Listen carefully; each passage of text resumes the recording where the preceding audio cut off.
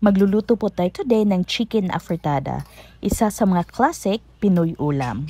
1 kilo po ng manok ang ating lulutuin at slice po natin ito sa malalaking gayat. I-marinate po muna natin sa pineapple juice, toyo at ground black pepper. Set aside po natin for 30 minutes or more. Ang iba po nating mga rekado ay carrots, patatas, bell peppers, green peas, pineapple juice and pineapple tidbits, tomato paste, bawang at sibuyas.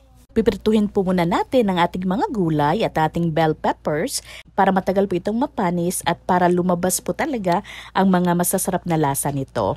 Pipirituhin din po natin ang ating mga manok hanggang sa golden brown ang kulay nito. Mas maigi po na prituhin muna ang mga sangkap dahil nakaka-enhance po ito ng mga flavors. Medyo matrabaho nga lang pero worth it po talaga dahil masarap na afritada naman po ang kalalabasan nito. Gigisahin na po natin ang ating sibuyas, bawang at ibalik po natin ang ating mga manok. Ayan. At isabaw po natin ang marinade kanina ng manok.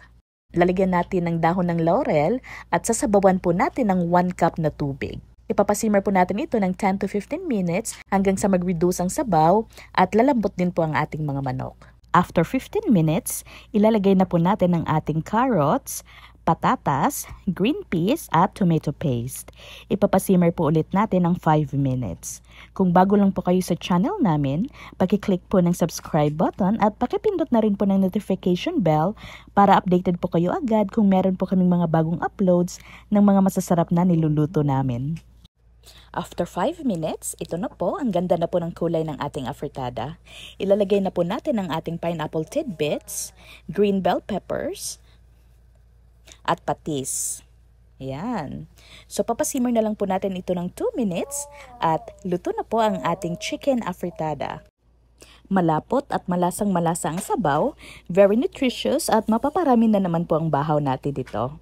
So, ayan po, kain na po tayo, mga unata.